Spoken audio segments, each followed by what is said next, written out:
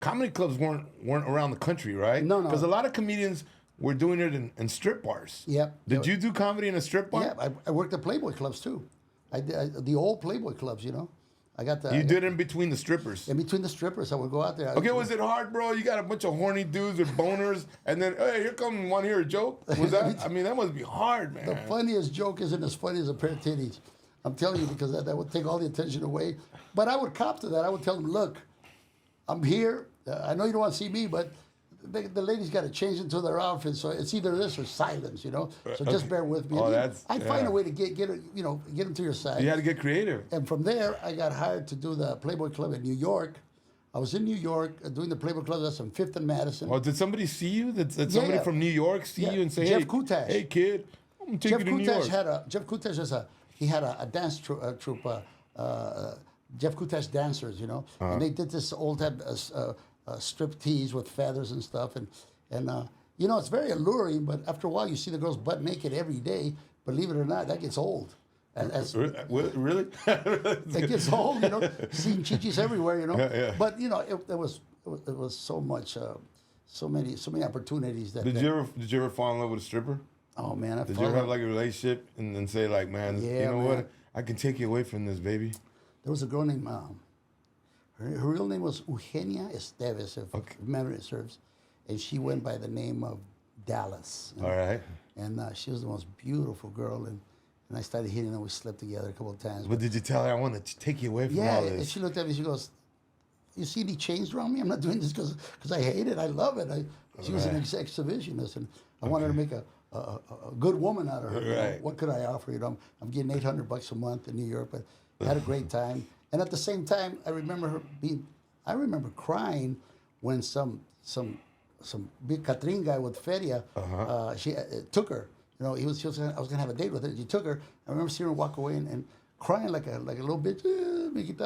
And what do you mean you took like you were there working? She was dancing. And then the guy comes in, big deep pockets, and just took her. And it turned out it was her novio. It was her man. She was cheating on him with me, you know. And I thought we had connected on a higher level. Yeah. All she wanted was just someone to give it to her good. Right. I thought I fell in love. You know, she kept telling me. You cried, bro? I cried, bro. Where did you cry? Right at the club? In the dressing room. In between. Like a bitch. Wait a minute. And before your set? Yeah, man. You were fucking crying. Because you know, bro, you're young. They used to do 2 shows, 2 shows a night, and she was going to leave the station. She told me, she said, "Hey, don't talk to me. My real boyfriend's here." I said, "What are you talking about? My boyfriend's here. Don't miss." I said, "All right." So I figured it was just that they were going to go out. She was going to come back, but they took off. You know, they took off, and I'm there all cried. Eugenia. Was it hard? Was it hard to tell jokes, bro, with a broken heart? You're a professional. You went out there. Your eyes were red. You say, "Hey, I was doing marijuana," whatever it was. I thought your set would be different. Like, what about women, huh? Fucking bitches. No, but you know, un clavo saca otro, like they say, you know. Right. And there were plenty of girls there that eased my pain. You know, after a while, Dallas was just a memory. Although even to this day, well, she's a long memory, bro, because you still remember her. Bro, she was finer than cat hair. Era un cuerpo perfecto, unos labios, tenía ojos así, really strange, kind of gray eyes. Everything was in the right place, and man, in bed, she was a demon. Hey, Eugenia, I suppose now you're older, you're married, you got kids. Probably a grandma. She's a grandma. You're a grandma. I want you to know, Eugenia, you make the right choice. And let me tell you, in the top 5, you're in the top 5 best ladies I ever had. God bless you. Oh, wow, bro. It was something top 5. That's pretty good. That's saying a lot, bro. Oh, man. That's, you know, in the sex department with girls, I've been very, very fortunate, man. I think in that thing, I was a billionaire. Yeah, I've always seen you at clubs, man. Even before I was a stand-up. I was like 21 years old, and I used to... Well, that's really the reason why we do this. When it's all said and done...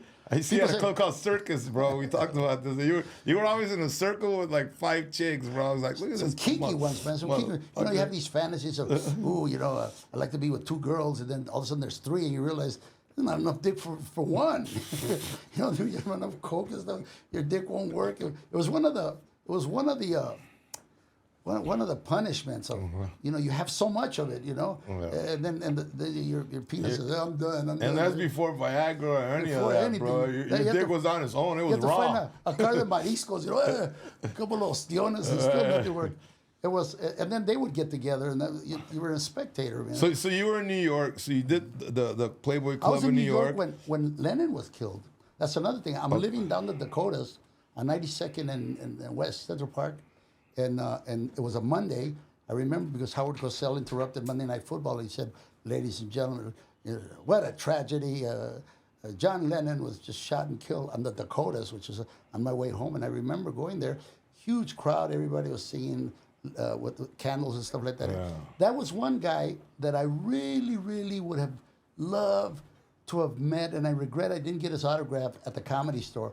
I was just working the parking lot when John Lennon was there with Yoko. No, there was another Asian lady, but the other singer, the guy that sing, what's his name, Harry Nielsen. Okay. Harry Nielsen, they were there at the Comedy Store, Okay. and they were drunk as hell, making noises. And I remember the head guy there said, "Hey, go tell table number whatever it was to be quiet." And I was going to, and I turned around and it's John Lennon, man. And I looked at him and I went, and I turned around, I went back, and he goes, "Did you tell him to be quiet?" I go, So you were the door guy. "Yeah, well, no, I was not quite the door guy. The Comedy Store, there's a front guy. Yeah. I think his name was Harris. Yeah, the front guy, and then there's a door guy on the side. Right, and then, you hang around for somebody to drop off. Yeah. You hope, oh, I hope so-and-so has a car accident so that I can take his spot. You're a filler, right? So I'm back there, and they were ruckus, Right. And they're interrupting the comics, and he came back and sent me like a pendejo. Go tell that table to cool it down, right? And I remember walk over there. I was going to tell him, "Hey, you guys got to cool it down." And I tapped him on the shoe, turned around, and it's fucking John Lennon, bro. And I went, Shit. Well, I know, you're speechless. "It's okay, nothing." He goes, "Yes."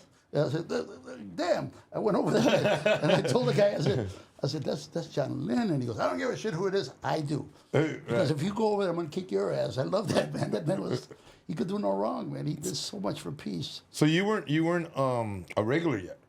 You were just getting your spots. Yeah. Well, you are a regular. You audition for Mitzi Shore. No, but that's what I want to know. But you're on call. Inevitably some comic would drop by. Imagine when this. did you get the thumbs up? I mean, how did she do it for you? Because when I was trying to get in, which I never got in, but when I was trying to get in, you would do your set, and then you pass by her, and you kind of do it slow, and you're hoping that she says, "Yeah, sit down, I want to talk to you." I never got that. I would even walk a little slower. The secret to that, you wanted somebody to padrinarte. For me, it was Argus Hamilton, who's still there. Oh, yeah. Argus Hamilton. He's still there, bro. Yeah, you go through him. I went through him, and he whispered into her, and then you got to audition. Now, he told me, "Don't come to me until you're ready, because you only have one chance. When you're ready, I'll get you on that lineup. We're going over there." And I was ready. I said, "I'm ready," Okay. And you got 5 minutes. And I went up there, and I used to sling tortillas. My act was tight. Sling tortillas. I had the knife, had all this, the mustache thing, and I killed. And I came by, and I told Argus, "What?" He goes, "She wants to see you." And I sat down and says, "Where are you from?" I said, "Here." He goes, "You got to take that mustache off. You look too much like Freddie Prinze. You can't compete with a dead man." Oh, I said, shit. "I'll go in the bathroom and take it out right now." And she made me a regular, man. It was a wonderful day. And after that, she had great love for me. She put me in a very special part. When I got AK published, she threw a party at her house. Wow. It was a threw party for me and Jim Carrey at her house. Jim had a TV series at the time. He was a cartoonist. She threw a party. My father there. I got pictures. I have a picture right now on my phone that somebody sent me, where it's Mitzi, my father, and my mother. Oh wow. If you care to look at it, I'll give it to you. You can show it in the podcast. No, I want to. Yeah. There's a picture of Mitzi Shore, my father and my mom, and me. And in the back, I think it's Polly Shore. Somebody sent it to me saying, Paul, the daughter, the son of Mitzi Shore. He said, "Hey, we were going through our archives. I find this. I think you'd like to have it." And I looked at her. Is this Polly? No, not Paulie, his brother. Oh, okay. His brother. Send me the picture, and I have it. And your audience will see it right now, because after the show, you'll get it from me. Yeah.